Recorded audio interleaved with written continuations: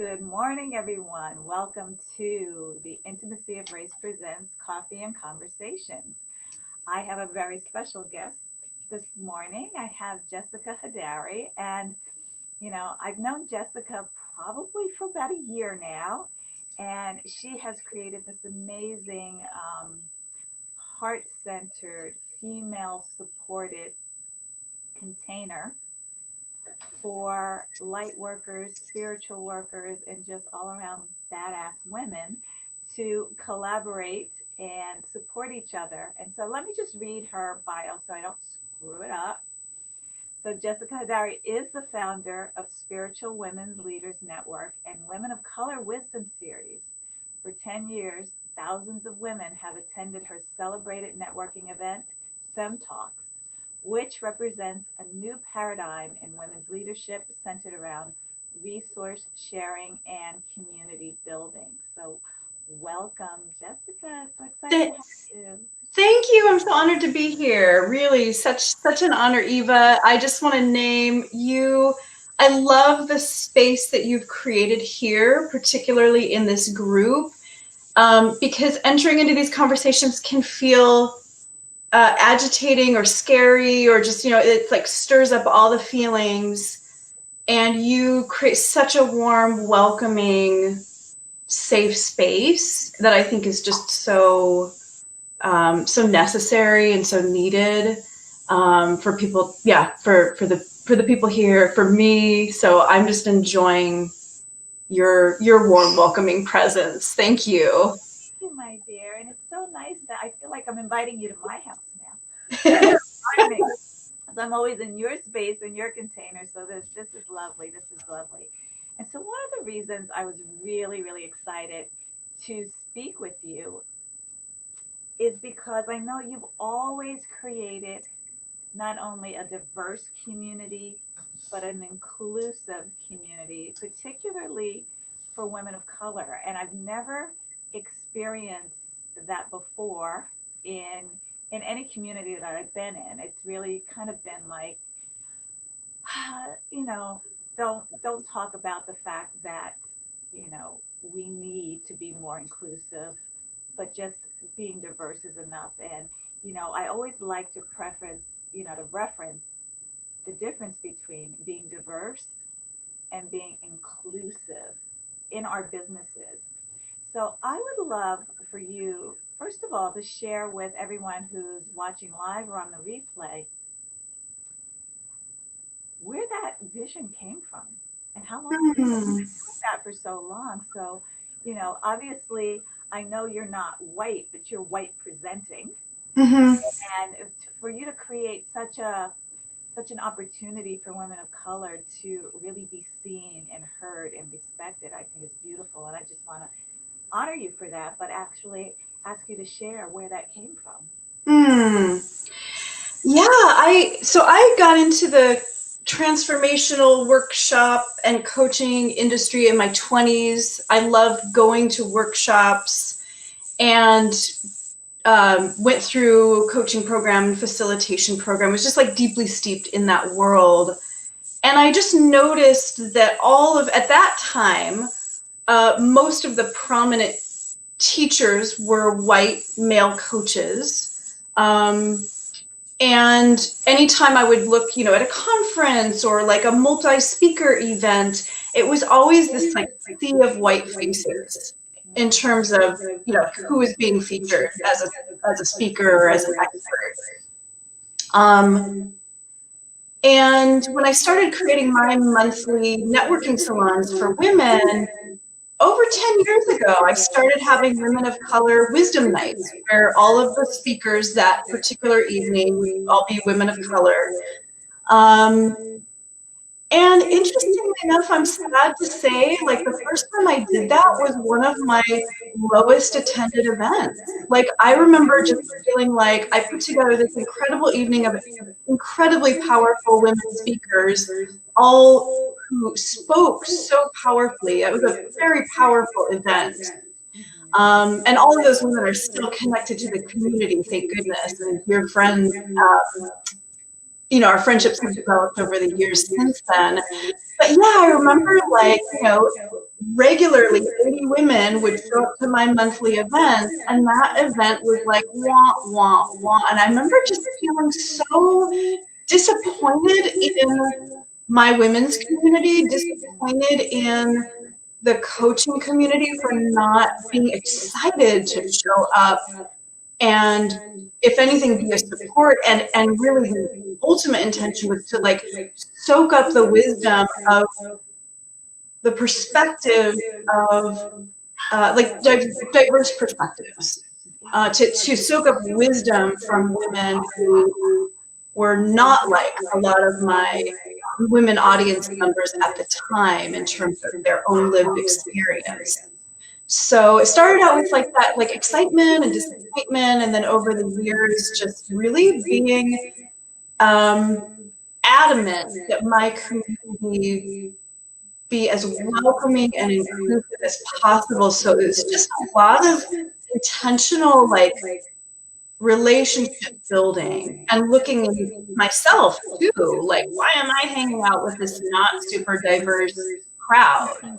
So it was kind of an equal mix of looking at myself and really looking at the community, setting some powerful intentions, and making an effort to create and cultivate powerful relationships with women leaders of color.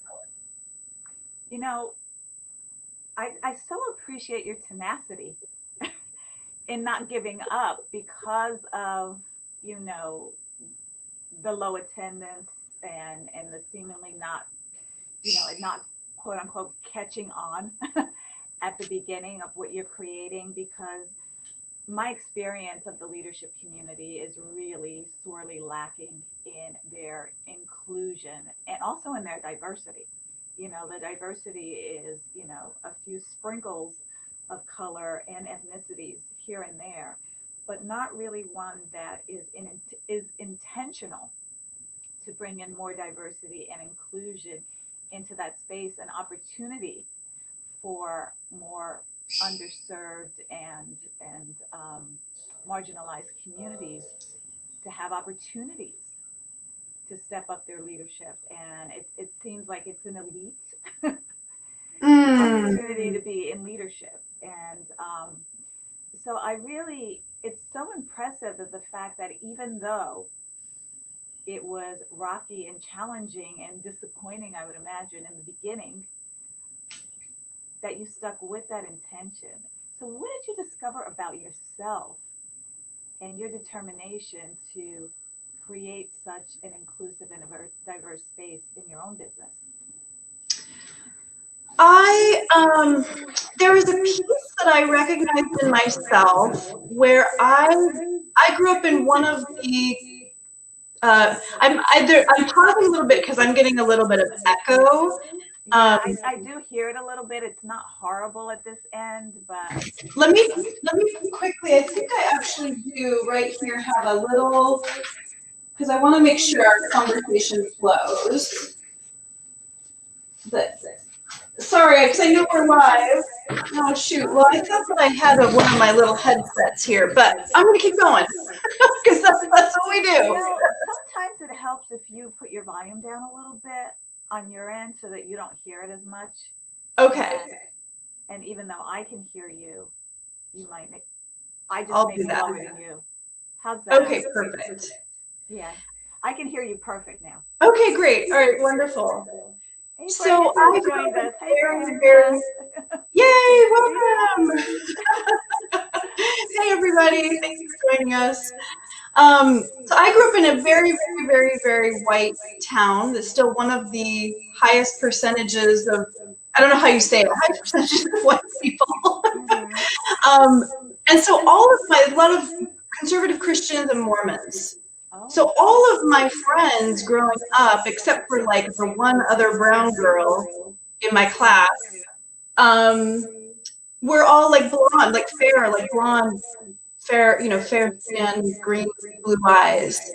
And I noticed in my 20s, I kind of looked around and I noticed that like all of my closest girlfriends, I actually had like my bachelorette party before I got married, and in those pictures I saw, I'm like, oh my gosh, I have as an adult, surrounded myself, like my closest women friends are all blonde. So I was like, okay, I'm like, why? Like, that's great. I love them and I will continue to love them.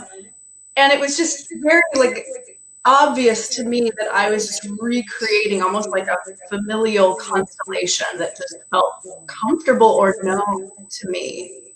So that was kind of one of the first, like, could I think also at that time, because I was doing a lot of workshops and personal growth work, which were centered around like changing patterns and questioning patterns. And so I started to question that as well. Of like, oh, like, why is that? And like, who do I know that is not that I can like get to know or take out to lunch or just start building relationships that are just not like default, right? From default patterns. So that was really the first step, is just like actively reaching out to other women that I resonated with and like taking the time to get to know them. And, you know, of course, over the years, like friendships blossomed because of that. And I've heard people do that in their dating lives as well, where they'll notice that they tend to date a certain type of, like a certain looking person, and then to kind of actively seek out, investigate their attraction and like the default versus like, who am I actually attracted to? I feel like that's a very interesting conversation. Yeah. You know, what I'm hearing you say is that you really were clear on what your intention was, to bring more juiciness into your life and to see what else is available for you to learn and grow and experience in the culture of your life. And it just reminds me when my children were, when I was a mommy raising children, I was very intentional about making sure that we were in neighborhoods that showed some diversity. You know, one of the reasons I moved to Berkeley and sent my daughter to Berkeley High is because when we moved out here, my husband and I, before we moved out here, we visited high schools because she was a sophomore, and we looked at the diverse mix of the high schools. And you know, my husband is blonde hair, blue eyes, so we went to look at Mount Tamalpais High School, and we're like, the first thing he said, "There's too many blondes here." And then, you know, we searched. We looked at one of the Oakland high schools, and I'm like, no, just too much only color here. And then when we looked at Berkeley High, there were 5 different. You know, back then they actually let us um, on the grounds to see the mix of kids, and there was such an array of ethnicities represented, even though it all kind of clicked at that point. But I knew that my daughter would have a diverse smorgasbord of friends to choose from going into that school. And we were very intentional because we picked the high school before we picked the house. That's beautiful. And that's where really being intentional in what you want to create in your life and your experience comes from. Like, even when we were on the East Coast, you know, I intentionally took my kids to vacation areas where they can see how other cultures lived. And so I was a single mom and it was difficult. It was important for me for them to not get pigeonholed.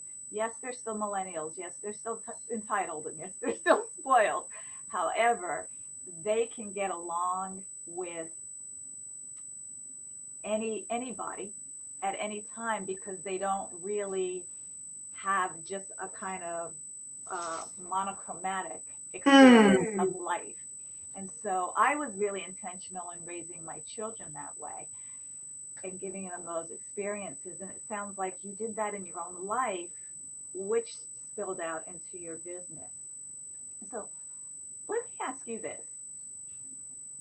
Since the George Floyd murder was broadcast for all of us to see, what was your experience in witnessing that?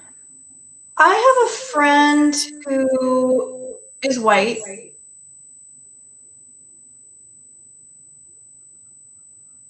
when I talk to her, sometimes I have this thought, because she's kind of like, well, the world's going to shit. But that's, you know, like that's kind of, she's devastated by all the current events. But there's part of me that's like, did you think it was better before this? Like, I guess when I saw that footage, I was like, oh, it's another public lynching, and this is not new. Like, this is, it's not that there was some huge gap and then this like extraordinary event. Mm-hmm. It was like, we just happen to be seeing this. And I think sometimes when the violence includes guns, it's also fast and it's easy to be like, well, maybe you could kind of understand, maybe they did think that they were armed, or like you can kind of make up all these like mental mind chatters of like, well, you know, like if I was in this situation, you know, just like all the mind chatter. This was just so slow and obvious that it's like we couldn't look away or make mind chatter. So that is one piece, and then the other piece is just like, yeah,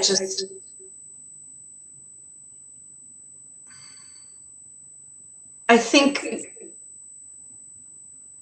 here in the Bay Area, it's easy, and I've heard people say this before, it's easy to live in a bubble. Like, we're privileged to be here. And I think it's easy to like forget how it is and how it has been right here. It's easy to turn a blind eye. It's easy to think that all of this is either new or that it somehow has now is like blowing over. Like as a person who is half white, I've definitely been in a dance of discomfort with my own whiteness and my own engaging in those mind chatters of like waiting for the discomfort to pass, as if it's something that's going to go away, or I don't know. So those are some of my many thoughts that I've just been dancing with of like. No, I hear Yeah. you on that, because my fear is there's gonna be like, how much longer do we have to talk about this? Can And we that's move already on? happening. Yeah, can we move on? You know, business as usual. Let's get back to normal.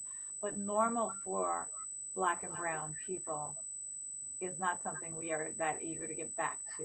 You know, do we want our freedom to move around normally and, you know, not mess up our makeup with a mask and, and things like that?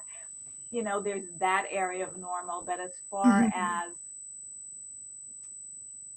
normal for how we are feeling walking around in a white world, in a white dominated world, you know, there gets to be a new normal, there gets to be change, and there gets to be, you know, allies that Mhm. support us in this change, and keeping the conversation and the chatter going, and not letting each other off the hook, as opposed to, we need to keep the conversation going so that we hear it, so that we see it either pop up in our news feed or pop up in our email, so that it reminds us of each day, this is what we're fighting for and this is why. And if we don't, things are going to rubber band. You know, with my history in dental hygiene and dentistry, it's just like, all right, the braces made your teeth straight. If you don't wear your retainer after they're off, they're going to go back. There's Right. that muscle memory, and that was comfortable for your teeth, even though it wasn't, you didn't have the most beautiful smile with crooked teeth. It was a sense of comfort for your teeth, and they're going to look to go back. And Mhm. so when the braces are off, we've got to put the braces on first of all to start to straighten things out. But when we take them off, we've got to have the sustainability of it, the Mm. sustainability of the transformation. And so, what changed for you in your business, if anything? Well, I just want to name appreciation for you because in this group, you have put some really great resources. There's like a resource learning area here in the group. And I think there was one that was like 81 things that white people can do to take action. And I was like, oh, because there's part of me that just, I kind of want to be told, what can I do to be part of the solution? Because I think it's easy, especially for privileged people, to like throw some money at it. Oh, I donated to, you know, whatever fund. And so I did my thing, and like I had some like mental masturbation conversations with some of my white friends, and like, you know, I'm an ally, and that's great and that's true. But I imagine if we all linked arms together and collectively took specific action, not that we can like cure the situation, but I think that that would be really powerful. Right now, everybody feels very kind of scattered and nobody really knows what to do. And it's been interesting to watch a lot of my friends really mobilize in very strategic ways around the election, which is great. And I think that's part of it. And I'd love to see more of that around this conversation and like the actions we can be taking to be of actual help. To answer your question about my business, I mean, before we went live, I think you mentioned something like, oh, this is like the inclusion piece is something you've always been doing. And I think it was just like, I already had these spotlights for Black women and women of color in my calendar from last year. Like, oh, this fall, I want to do a series, and, you know, into the new year.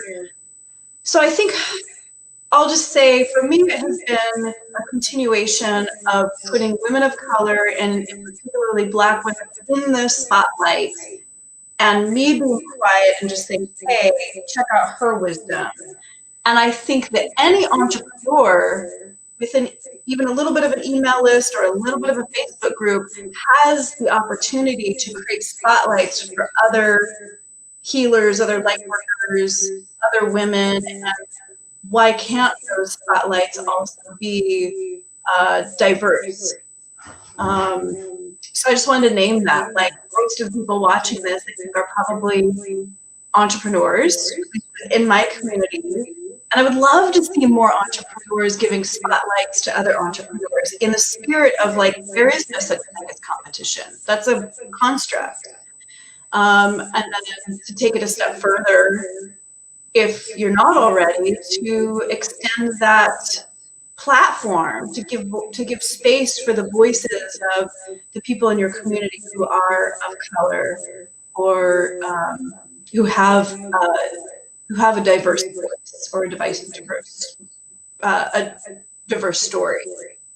One of the things that I'm noticing a lot now on just summits I see popping up here and there, and they're showing all the speakers, what I've seen in my small world is it is starting to become more diverse, and it used to not be, maybe one or two here and there. And so my hope is that people are intentionally seeking out voices of color to be seen and heard. And hopefully the more we're seen and heard, the more we are respected, and people are not surprised that we are intelligent and well spoken and smart and have a lot to say. Because, you know, one of the things that I've always heard and have bristled at was a surprise that I speak intelligently or I have a lot to say. And you know, it's one of those microaggressions that have followed me everywhere that I have been guilty of not naming and not calling out, and just really you know, kind of pandering a little bit to white fragility myself. You know, I know your community is a lot of spiritual beings in your community. What have you noticed? Have you noticed a change in how the members of your community are reacting or responding or stepping up or being quiet around this space of race? I'm privy to a lot of conversations. I think there's also a trend to, like, for example, like on your website, making it known what your stand is in regards to your allyship or where your business or your community stands in terms of not tolerating racism, standing with Black Lives Matter.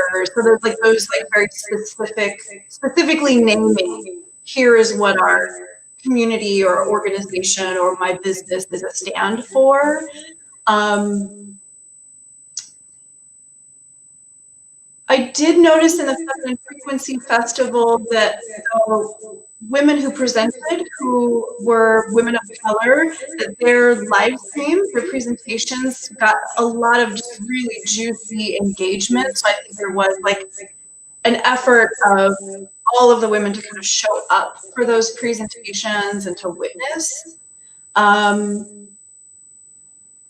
But I think one thing that I fantasize about, but I don't necessarily know how to mobilize, but it's something I'm sitting with and I'm really open to suggestions.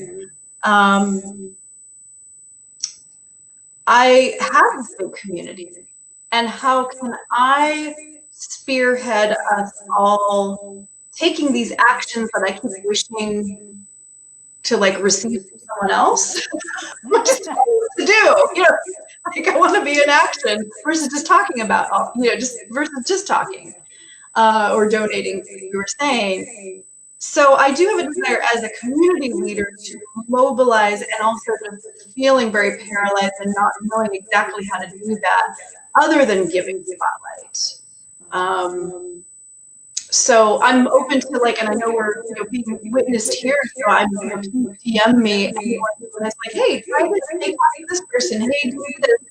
I'm very open to suggestions about how I can be a better community leader and being more active. Mm-hmm. Unfortunately, we're having some sound issues here that someone is sharing with us, and we apologize for that. We know it's there, and there's not too much we can do. But when I looked on Facebook, I think it is being what do you call it, transcribed or closed captioned or something. So hopefully you can read what we're saying, and then that's clear. So my apologies to everyone for the sound. But what I, just to close us out, I'm so glad that you mentioned, the fact that you just want to be told what to do. And this is what I want to say to that, in the spirit of, yeah, it's really, really would be nice to be told what to do. However, the act of true allyship, as far as action, is to really do the research and share what you're discovering as well. And I say that because I know it's really, the white community is just feeling a lot of fear around saying and doing the wrong thing. Mm-hmm. Because the intention is, I don't want to make it worse. I don't want to make a mistake. I really want help in figuring it out. But your Black brothers and sisters are fatigued.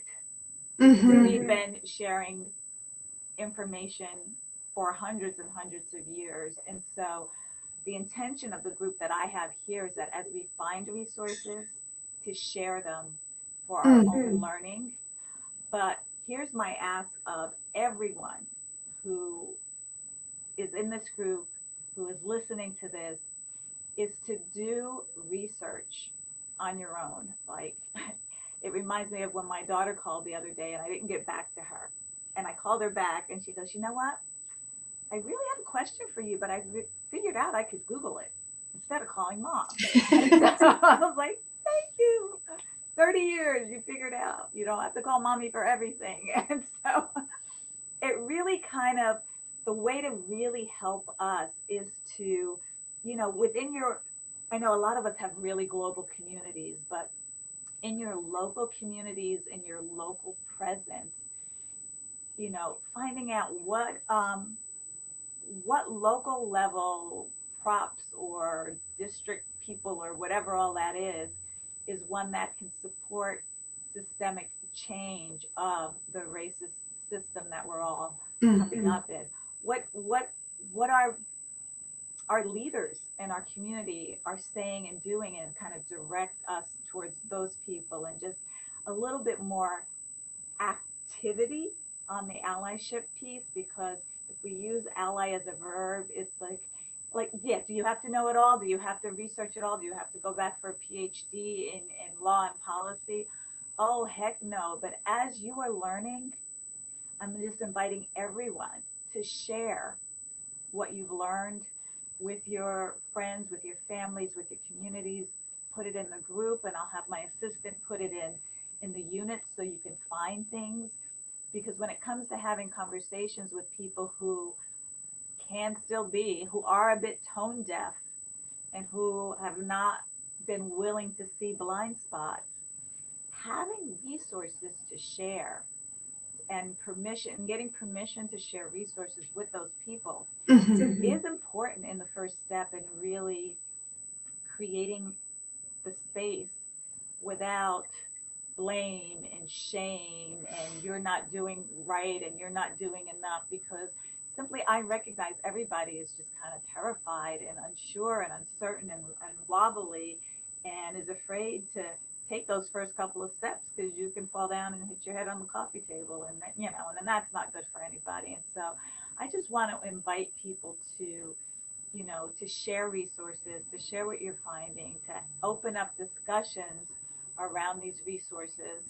And how can we take, with voting, like, I've never looked at what these propositions, they give me good arguments on both sides. And if I'm not a part of who it affects, was like, I don't know what the right thing to do. It's like, who do we know that maybe can speak at one of our, events and give us a little bit more clarity on that? Who could we seek out, in our communities to help us figure that out and give us a little direction? Because it can be overwhelming.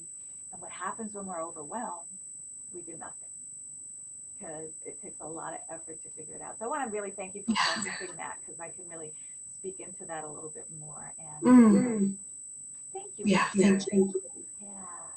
Any final words to our viewers? Let them know how to reach you, because the community you've created for women, sorry guys if you're listening, but the community Jessica's created for women is a really, really special place to be surrounded by love and support and opportunity. Thank you. Thank you so much.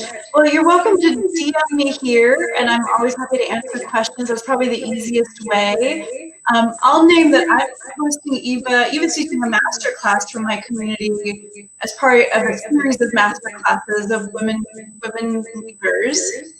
And I'm having each woman leader choose a charity or an organization that 100% of the profits go to. And that's been a really cool way to get the community over to these other grassroots organizations and websites that you're talking about that they wouldn't have otherwise known about, to learn a little bit more about what organizations right here in our community are doing. So that's been really lovely for me too, to through you. And the other awesome women in the series to hear about these incredible people, these incredible charities, these incredible organizations, nonprofits that are doing really wonderful work. So you're inspiring me to create more of a resource and sharing that with my community of here are the organizations all in one place. What you're doing is so incredible. I mean, I chose for my birthday, I raised some money for the Equal Justice Initiative. And after learning a little bit about it and not even realizing, I was on a flight recently and that movie Just Mercy was on, and it was about the beginning of the Equal Justice Initiative. And I'm like, oh, good. I really made a good decision. And just how so many of the people of color who are incarcerated are not treated fairly. And it really is equal justice for everyone, not just those who can afford it, not just those of a certain color. And so it's the charity that I chose for the masterclass that I'm teaching on October 19th, and you'll get to really learn a little bit more about Jessica and her community. You get to hear me present my amazing wisdom because I have it, and it also goes for a good cause as well. So I hope you guys will. I'll actually share it in the group, so if anybody wants to hop on Monday night on the 19th at 4 p.m. Pacific, please come. And I just want to thank you for blessing us with your wisdom, your gifts. Apologize everybody that the sound was a little wonky, but you know what? We persevere anyway. Doesn't stop us from showing up. We just make it work, and thank God, there's closed captioning and you can read us if you can't hear us. Thank you, Jessica, again. I appreciate you so much. Thank you, Thank you, Eva. Thank Eva. you so much. Bye, everybody. See you next